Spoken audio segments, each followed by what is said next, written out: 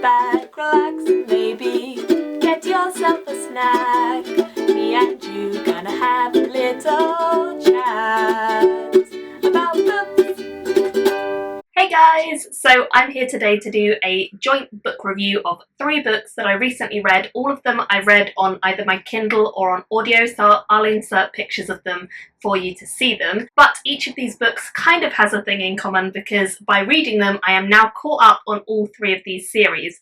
So that's very exciting. They're all ongoing series and they're all series that I have been really enjoying from book 1 through to wherever the series is up to. So I'm just going to tell you a little bit about each of them because obviously I can't go into too much detail without giving away spoilers for previous books, and I don't want to do that because I want you guys to go and to read them because this series is just great. Well, all of these series are very good and I think you should read them. So let's start off by talking about It Takes a Thief to Start a Fire, and this book is the second one in the It Takes a Thief series, which is by the winner of last year's SBFBO, who is Rob J. Hayes. I've really enjoyed all of Rob J. Hayes' work that I've read so far, and I'm really happy to have got to this one because genuinely it's super fun. This series is probably one of my favourite series that I've read by him so far, alongside his Pirate series, which won the SBFBO, so I would recommend both of them, but this one is definitely up there for me because this is kind of a heist, a sword and sorcery, that style of book, and I love that kind of thing. I think it's really good, fun, easy reading, but has a lot of heart to it, and the characters that you're following in this series are really great. So we follow 2 main characters, Jacques and Isabelle.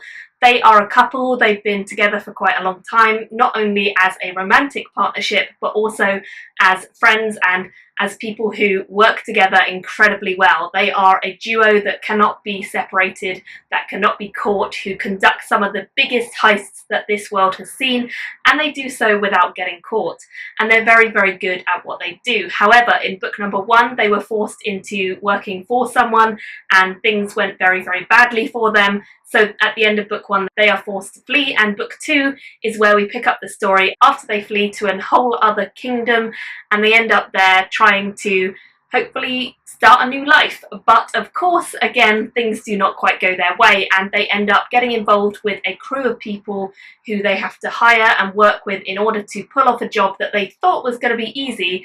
But of course, nothing is ever easy. So it's a lot harder than they anticipated, and they end up working with these people who they've never known before now to hopefully get the job done and to essentially, as the title says, start a giant fire, which is kind of not really the aim of the story or not really the aim of the characters in the story. But it happens because of the events that unfold, and in this one I feel like we really got to know the relationship a lot more between Isabelle and Jacques. Obviously in the first book we're really familiar with them. They seem like a loving, caring, happy relationship, and people who you could probably get on really well with and have a laugh with in real life because they are very funny, they're jokey, they're hilarious, and I think they're great characters to read about. They just genuinely feel fun and exciting, and all of their adventures and all of their wit and charm come through really well together and mesh really well on the page, so when you're reading it doesn't feel like hard work, it always just feels like you're on an adventure with them. And I think that's the best thing that you can get out of a sword and sorcery book or something along that vein, is feeling like you're on the adventure too. So I really enjoyed this one. I think I gave the first one the same rating, but I gave this one 4 stars, and I really recommend the series as a whole. I do believe there are going to be more in the series because I spoke to the author and he mentioned that there should be in future more coming. So of course I will definitely be picking up the next one when it comes out, and I really think this is well worth reading. I read this one on my Kindle. The next book I have to review is the second one in the Arcane Ascension series, which is by Andrew Rowe, and Andrew Rowe's book actually came, I think, second overall in the SBFBO. The first one in the series is called Sufficiently Advanced Magic, and it is one of my top books of the year. Like, I absolutely loved Sufficiently Advanced Magic, so I thoroughly recommend this series, and I really enjoyed the second one in the series as well. The second one kind of builds on what we learned in the first. We actually learn a lot more about the magic in this one, which in the first one we sort of saw hints at and we're getting areas of it described, but in this one we really go into detail.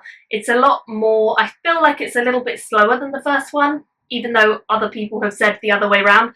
I feel like this one started a little bit slower because it was kind of re-familiarizing yourself with the world and reintroducing some of the magic systems and some of the ideas and going over stuff that we already know but maybe needed reminding of. Obviously, for me, I'd only read the first book fairly recently before going into the second, so I didn't necessarily need the reminder as much as some people. However, I think it would have been really, really good to have all that had I read it a year ago or 2 years ago, something like that. So I don't mind that. I think that's fine. A few of the areas that I really like in this series are the blends of sexuality and mental health with a fantasy story. This is something that is coming into practice more in more of the books that I'm reading, but it's still something that is quite rare to see. It doesn't happen in most fantasy, and I really, really enjoy the way the author of this series is kind of slowly integrating these things about mental health issues and sexuality and kind of just being who you want to be and accepting that you can love yourself and that other people don't really matter as much. It's what your friends and your family and people you care about think that matters. So I really, really enjoy that these ideas are kind of coming through in the book in the background, and the story itself is a lot of fun as well. I definitely feel like in this one there's more of a plot.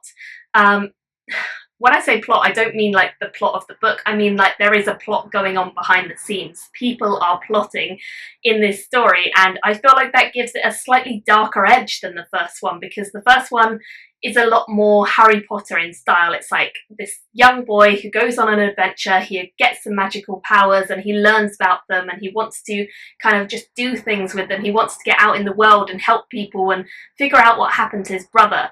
In this one, we know who Corin is. He's our main character. He's the one with the magic. We also know who his sister is and who other people in this world are, and we've kind of come to know them a bit. We kind of feel familiar with them already. So it's not necessarily a coming-of-age story. This one's a lot more about uncovering the truth.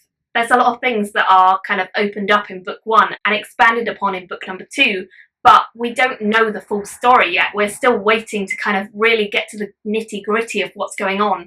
There is definitely a plot going on behind the scenes. In this world, we have all these big magical towers, and we know that someone's been interfering with things in this world, and we don't know who or why yet, but we're definitely trying to find out in this book. And I feel like that is the thing that I most enjoyed, is obviously the adventure, the mystery, the kind of getting to see the characters as they were working things out and trying to work them out with the characters, and just generally seeing the really loving, caring relationships that are being built in this book as well.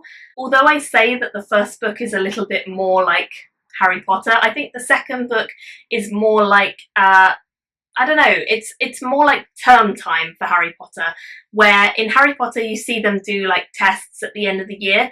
In this one it's very similar. They've taken the same idea. Andrew Rowe has taken the same idea of kids in school, albeit magical school, having to take their exams. So although we've got all this plot going on in the background, in the foreground we have kids who are trying to learn about their magic, trying to unlock their potential, build up their skills, get more magic, because in this world it's mana that is the magic, and you have to gradually build it up by kind of working it and honing your talents. And we are following these characters, Corin and Sarah and Marissa and Patrick, as they're kind of really trying to unlock their potential and learn about themselves, and not just as a magical person, but also as a friendship, as a unit, as people who can work together in the towers. It's really got a lot going for it, this series. Seeing how harsh the tests that these children have to go through just shows that this world they're in is harsh, and when they get out into the reality of the towers on their own, they're not in school, they don't have teachers supporting them, they don't have anyone to get them out of a tight spot. When they get out there, it's going to be tough, and we do see glimpses of that in the story already beginning to emerge. So I really like this series, and I think this one definitely built on what the first one started and improved on the characters, and just generally felt really, really organic. It didn't feel like it let me down at all. I feel like it was just a normal, good progression of the story, and I'm definitely looking forward to seeing where it goes next. Oh, there are so many reveals yet to come, and so many things that I was like, wait, what? In this book. So I really, really, really recommend this one again, and of course gave it 4 stars too. And the final book I want to talk about in this review is a third book in a series rather than a second, and that is Age of War by Michael J. Sullivan. I absolutely love this series, and it's kind of the untold story of how the world came to be. So Michael J. Sullivan, if you don't already know him, has quite a lot of other books set in the same world. It's called the Rieria universe, I guess. And those books all focus on two main characters, Hadrian and Royce, and we follow them as they go on like a sort of sword and sorcery adventure. Now, this series is a lot more classic fantasy than Sword and Sorcery, and it's set hundreds of thousands of years prior to the Rieria books, but it is in the same world. Obviously, we're following a completely different cast of characters, because none of them would have been born yet, and it's also very much taking influence from Lord of the Rings, those sorts of classic fantasies that we know, that we love. So there are things like dwarves and elves and kind of magical beings. There's human-like beings called the Rune and the Dray. They're all kind of fantasy names, but we know they're inspired by dwarves and elves and things like that. So it's very classic fantasy. However, I don't tend to enjoy how slow classic fantasy can be and how detached you can feel from the characters when it's a big epic journey and they're just kind of trotting along. Whereas in this series, I feel like the pacing is really, really tight. It definitely feels like the female characters are done a lot better than they are in some other classic fantasy style books, and I personally love that, of course.